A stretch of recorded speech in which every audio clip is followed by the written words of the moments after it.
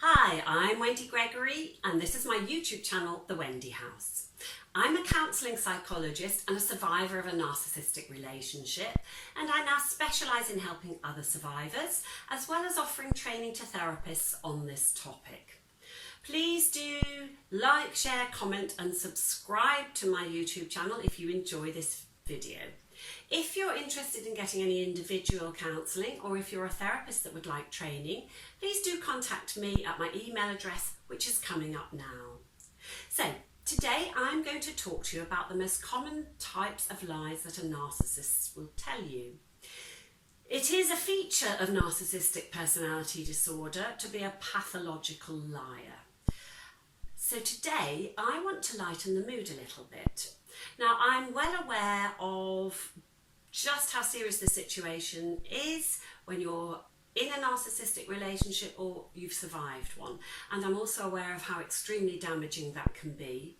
So I would never try to dismiss anybody else's pain. And you can see some of my more serious videos on this topic. At the end of this one, we'll put some links up for you. But today I want to remind us all that there is actually a comic side to the horror. Also, once you can actually laugh about any aspect of this absolutely dreadful experience, it's a good sign. It shows that you're starting to recover, you're starting to heal, you can laugh again, and it means that you're moving on and healing. Now, as a survivor of a narcissistic relationship, I often look back and reflect with wonder and amazement at how I could possibly have believed some of the lies that were told to me. They were absolutely ridiculous, but believe them I did. So why do narcissists tell so many lies? The main reason really is so they can use them as excuses to cancel arrangements, to not see you. They're often in multiple relationships, but also just plain grandiosity, just boasting because they want most of all to get your attention and admiration. So I'm going to share some of the lies that were told to me with you, and I'd love to see some of yours, so please do share them if you would like to. Now, I've categorised these into some 4 broad categories. So here we go with the first one. The first one is dramatic events. Now, these are usually told to you during the love bombing stage of the relationship, at the start of the relationship, to try and impress you, but they can come at any time. My ex told me before I'd even met him, when we were still just talking on the telephone, that he had narrowly escaped death twice in one day during the London bombings. And this is what he said. I was in the tube station about to board the tube train that got blown up. I actually had my foot on the platform of the carriage where the bomb went off. And I suddenly remembered I was supposed to have phoned an old friend. So I thought I'd better do it now, and I left the station. As I emerged into the daylight, I heard the blast. Then, even more extraordinarily, he said, I still had to get to my meeting, so I walked because public transport was in chaos, and I suddenly got an absolutely uncontrollable urge to go into a Virgin record store. And as I was browsing through the CDs, I heard another blast outside. So he narrowly escaped death twice. I was duly impressed, and I said something like, oh, you obviously weren't meant to die, God was looking after you that day, or something like that. And of course that's really playing into the narcissist's hands. That's exactly what they want to hear because they believe they're special. So that's dramatic events. The next category I'm going to talk about is their amazing connections. Again, this often comes during the love bombing stage.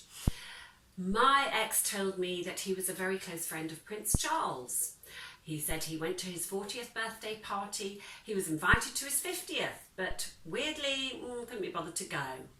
I found out that actually his only and very tenuous connection to Prince Charles was that he had once done a little bit of work for the Prince's Trust, probably about 10 years previous to me meeting him. Another one he told me was that he had been invited to have lunch with Princess Diana.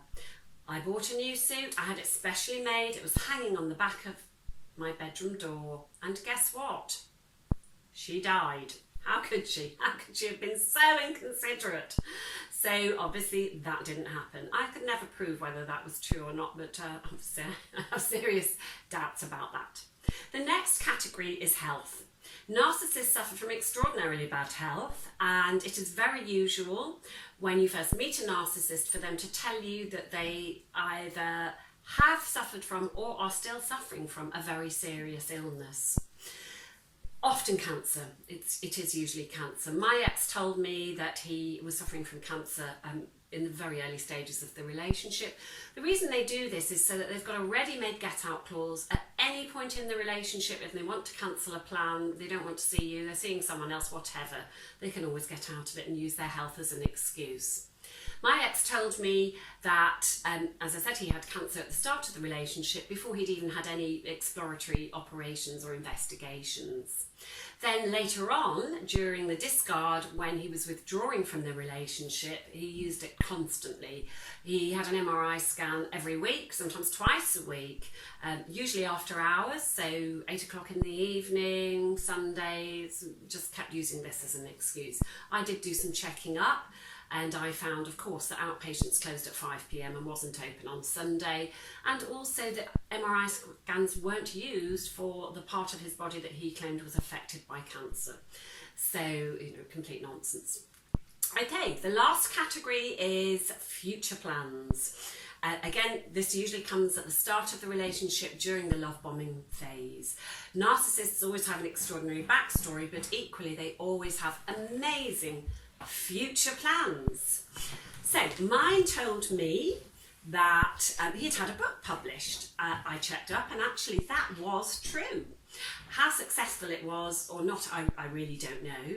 But then later, when he was withdrawing from the relationship, he cancelled a plan one Saturday. He said there was a film crew or an agent flying in from LA to meet with him to discuss purchasing the film rights to his book.